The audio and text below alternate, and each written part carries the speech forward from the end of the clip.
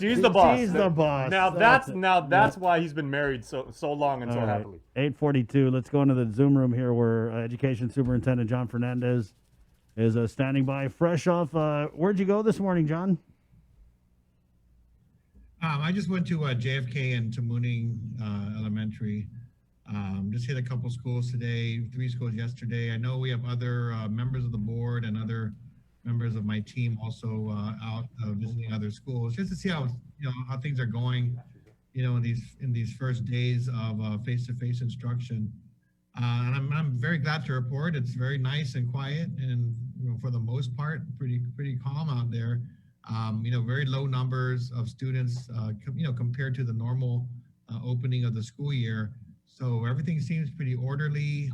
Obviously, the schools all have their safety, their safety requirements in place, but it looks a little different in every school. So, every time I go there, it's just kind of trying to understand their process and making sure things are working for them. When I went to JFK this morning, it was like going to the airport. It was like going through TSA. So multiple lines, people screening you, sending you to the next station and all the way in. But at the same time, it wasn't crowded, it wasn't chaotic. And so I felt that the teachers and staff were comfortable in being able to handle the influx of students.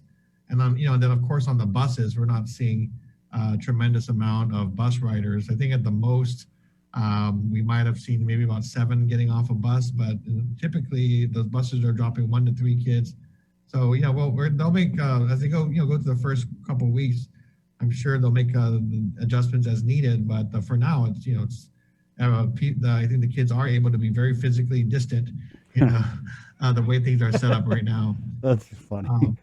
John, I went into the classrooms too, and again, some classes, I think the largest class I saw was 8. Other classes are around 3 to 5. So again, this is our starting point. I mean, at some point, if we feel like we're able to operate safely, we know that schools are now starting to build waiting lists for those who did not register, but now, are starting to change their mind and indicating an interest in coming back face to face. So we're not going to accept, obviously schools have been accommodating individual requests and extenuating circumstances, but for the most part, we're going to try to, to stabilize our operations over these first couple of weeks, and then we can, determine how to proceed with those wait lists. But I was just interested to learn that I believe at one school are about 100 students already on a wait list to come back face to face. So when we're trying to note, John, so if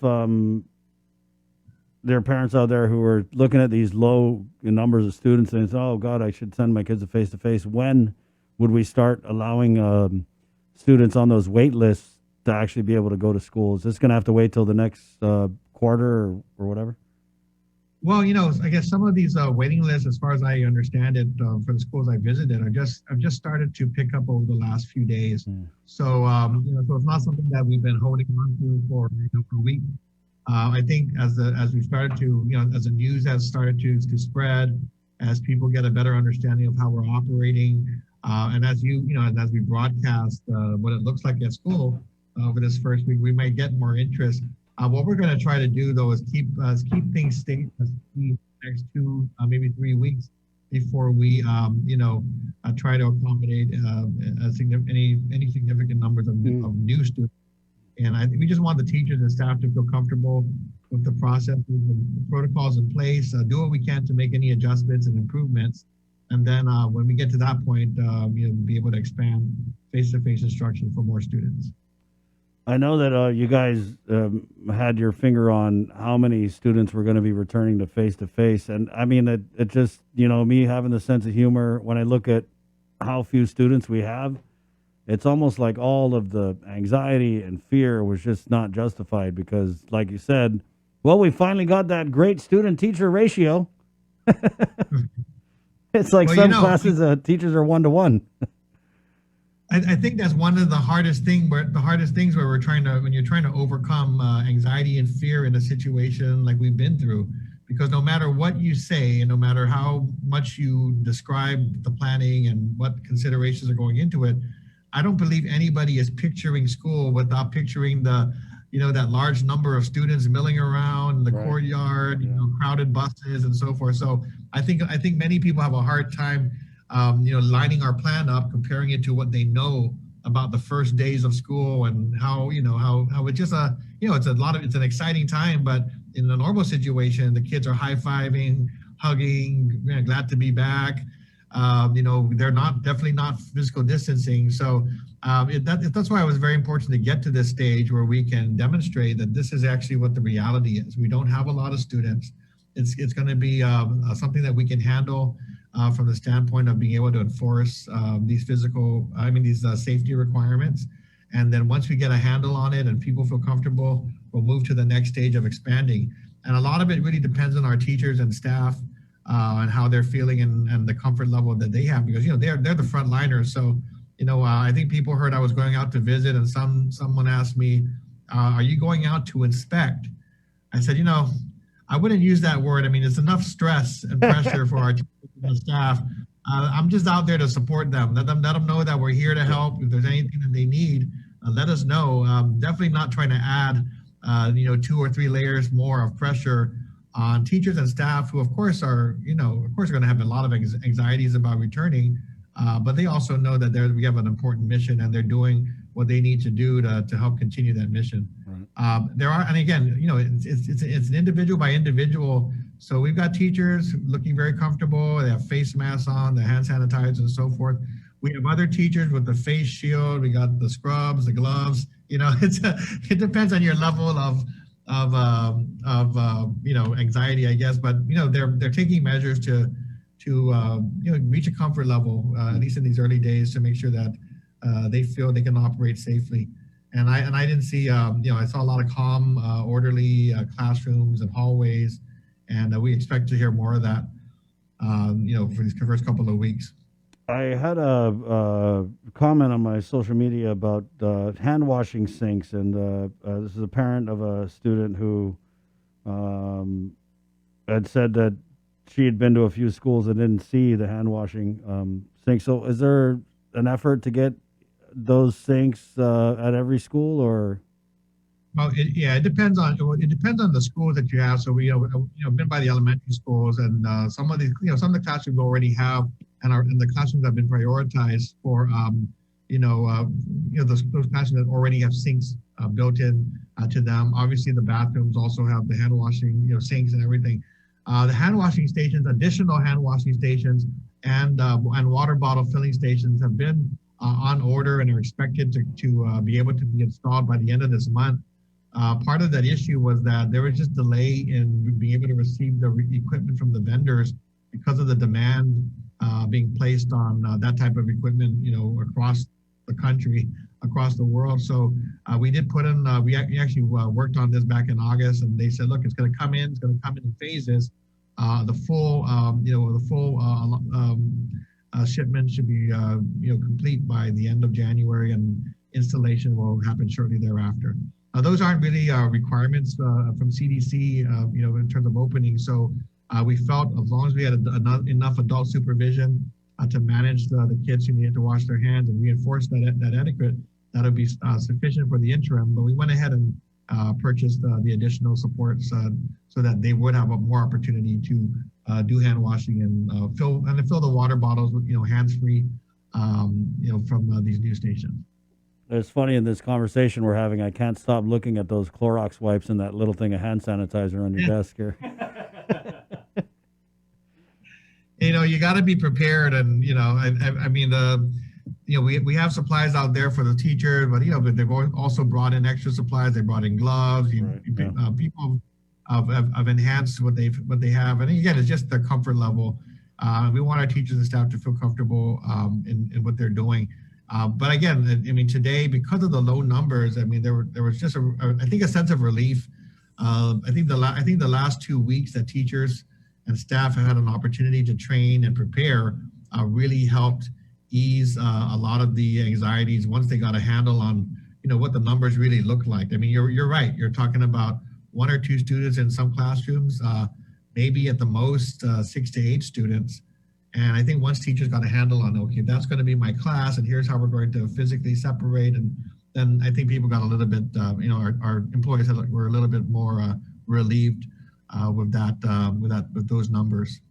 What about grading and all that stuff, John? I mean, obviously this is a school year from hell, right? And the students, I mean, you said yourself, there's funds dedicated to helping students deal with any like mental stress or anxiety that they may have because of this pandemic. So, how are we going to hold the students accountable for their work, but at the same time realize that this is just a crazy year for not just kids in school, but adults? And how do we kind of balance those things? Yeah, I don't want to use that term, holding students accountable. I mean, Right? Yeah, I it has didn't mean been, it. It sounded kind of harsh. yeah, no, but again, this is a pandemic situation where accountability from all areas of life. You I mean, kindergartners, you're going to be held accountable. right. But no, I mean, there is that. But I mean, again, so from the standpoint of students, a lot of our focus has been on the access. I mean, we have students, again, like the disconnected students, trying to get students online, students relying on hard copy. It really was trying to figure out how to present a model of learning that was viable for the different needs that we have in the community. But at this point, we're having some hard conversations about what we do now that we can, expand online learning and focus on getting through the remainder of the school year and start to vaccinate and get the protections out there in terms of the vaccines. Once we overcome that, the question is going to be, what do we do now to address what people are calling learning loss, or again, the amount of instructional time that's been provided is far less than would normally be expected in a school year because of the various ways in which we've had to adapt. And so that's a hard question. We're going to be discussing that with the board, looking at various strategies, whether it's through summer school, the after school programs, and looking at expanding online options for credit recovery and other items. That's still an ongoing discussion, just like they're having in other school districts. But I think our first priority, let's get through, get as much as we can through this pandemic situation. The vaccine drive is going to be very key to that from my standpoint, ensuring that teachers and staff feel safe enough to support, the return to classroom instruction as much as we can, because we know a lot of our students, the ones I'm talking to, being at home has really not been as easy as you might imagine. I think the first couple of weeks when school shut down, you got students saying, "Hey, this is it's a good deal," but students were telling me after the first 3 weeks, they wanted to come back, and now we've been 10 months out. So we're glad to have them back, but we are having that question. I was on the phone with a parent yesterday, just kind of talking about standardizing instructional time across all of our schools now that we can, provide access to students to at least one of those models of learning, and then looking at what we do next year. So our board, I know you spoke to our chair, Right. Vice Chair, Dr. Okada has also been very active in, wanting to turn that conversation from access to quality of education and how do we catch up, knowing that we've been through a pretty tough year academically.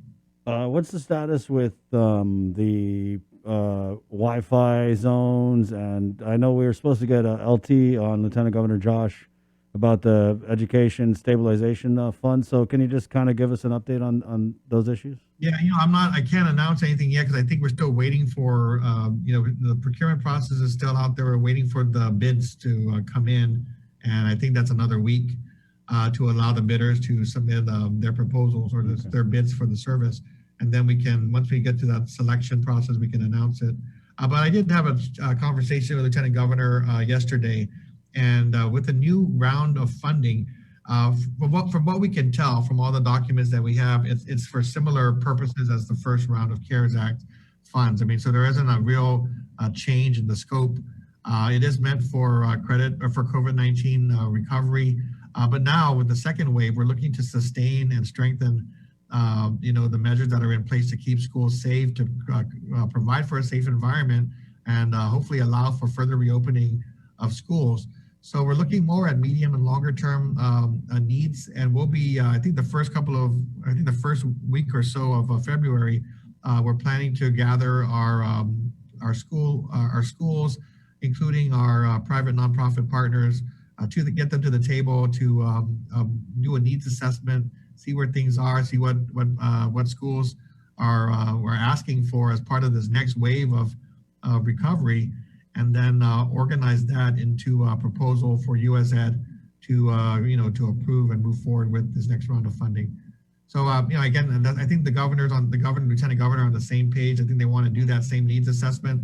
So we've invited them to go ahead and join us in that effort. So when we go out and do that outreach, we get one list of what it is that we need to get through this phase 2 of funding. And then of course, we're hearing another packages coming in terms of the COVID relief, and there may be a third wave of educational funds. So it really is important that we strategize as to what we do, short-term, medium-term, and long-term to ensure the safety of our schools. And I think this round, I'm going to be looking to see what we can do to, in addition to the short-term measures, a lot of our schools are looking at the ventilation issues, air quality issues, and things we can do to sustain, an improved air quality environment.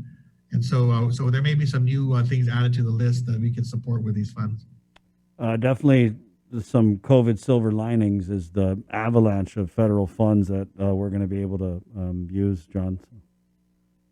Well, it depends. I mean, I think we've got the wave, but we know that on the local budget side, it looks, we're waiting to hear what that's going to look like. I mean, the obviously challenging revenue environment will make the our local budget much tighter. So it's going to be very important to figure out how to make the best use of the federal funds to sustain us, through, I think, a challenging local economic situation. We had a comment here from Emma. Will schedule for face-to-face change from 1 time a week to back to 5 days? Not back to 5 days at this point, but we're looking. Of course, what we're going to do is, as we stabilize over the next 2 or 3 weeks, we'll be monitoring the potential expansion of face-to-face to more students. And again, I think after my discussion yesterday was looking at the schedules and the instructional time we're providing to students.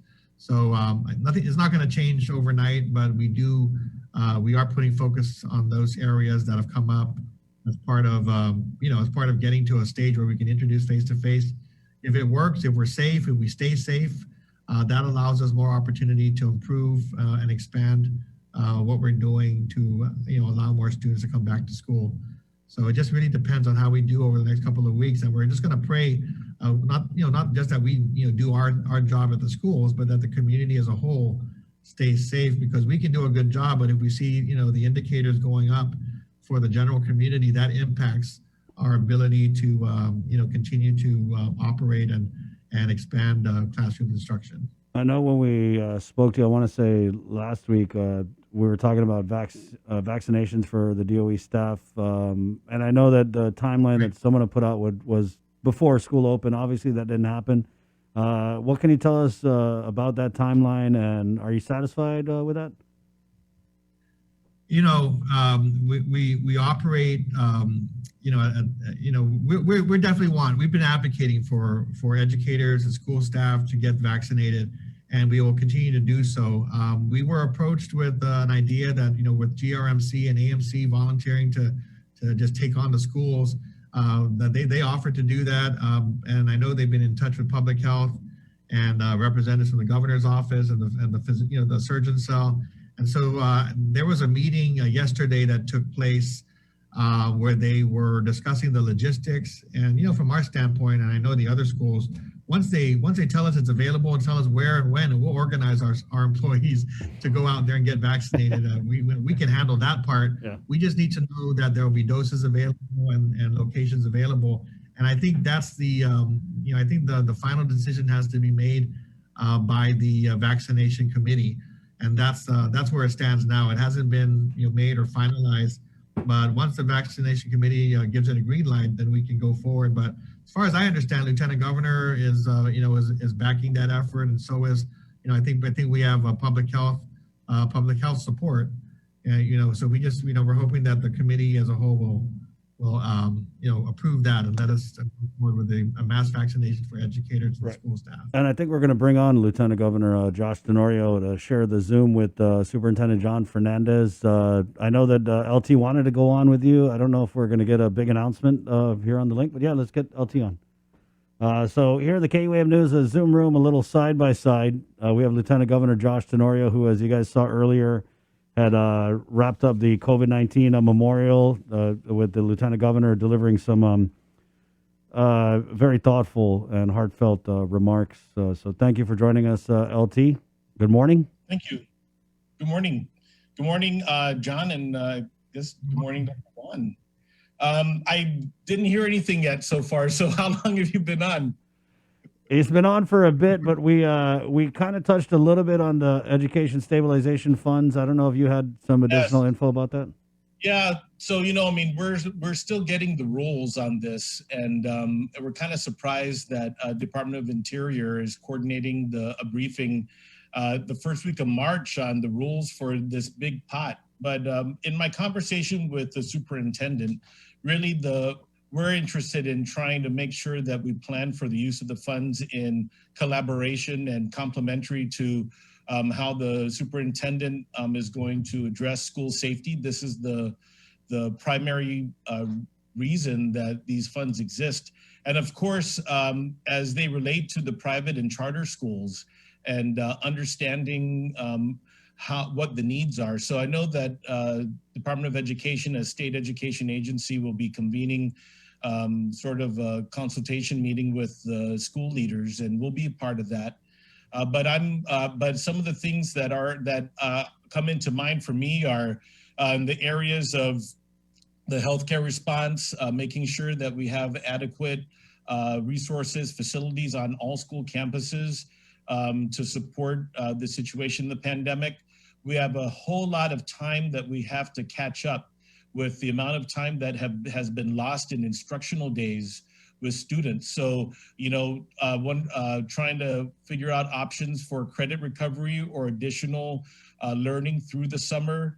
What kind of assistance can we give to the families? That we're in the beginning part, I guess, late beginning part of a solicitation to stabilize and provide online resources to homes. I think that certainly is going to be expanded. And then staffing these community learning centers that we're developing. In the beginning part, we're pushing open resource centers under youth affairs and libraries to try and have additional locations for students, all ages, to come in and utilize the services.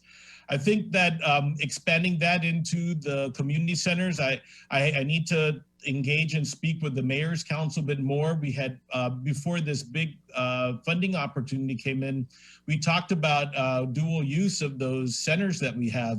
If and when we get all the Manumco vaccinated and when vaccinated Manumco are able to return for day programming, I could imagine that a portion of that day in those facilities could be used for student support services.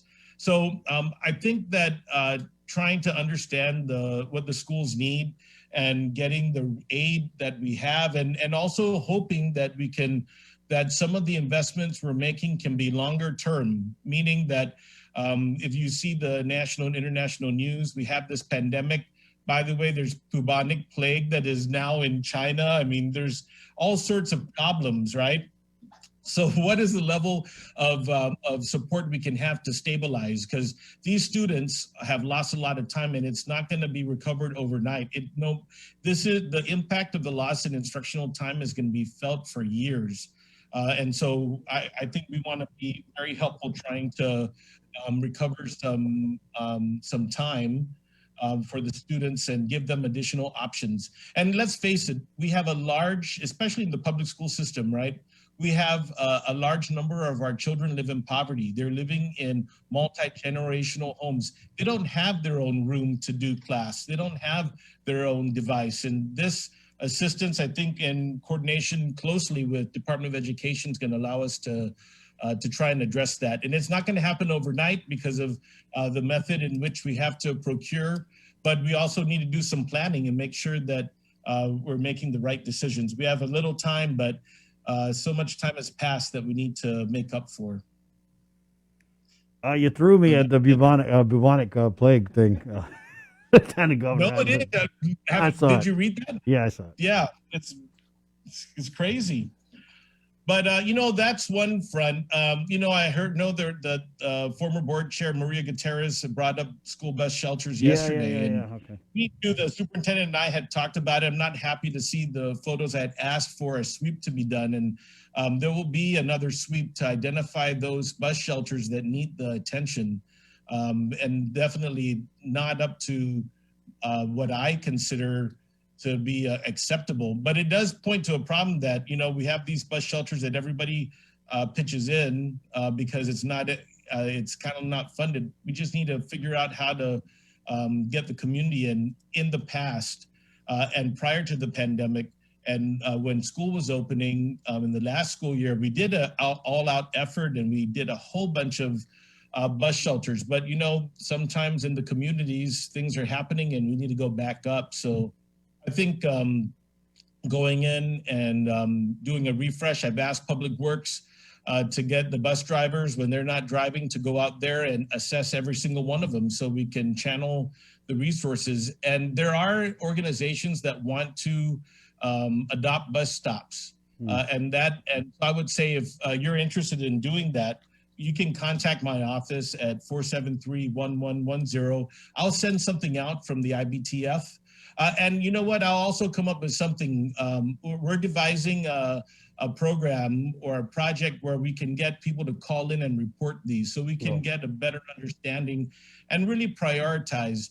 There have been some bus shelters in the past where we went out to that is no longer serving a community, and it's been ignored and in some cases vandalized. And even though they're not in active use, we don't like to see that in our villages. So we'll come out with a good way to be more responsive. And I agree with Mrs. Gutierrez that it's unacceptable, and that's a challenge for me to make sure that we respond to that faster. I am disappointed that those were in that state before we went back yesterday. Yeah, If I can echo, I mean, I think with with the shutdown being as it is, and people kind of being at home, not out and about, people are using the bus stop for inappropriate purposes. So what you're finding there, of course, are alcohol and graffiti, alcohol bottles and cans. And then I know there was a situation this morning.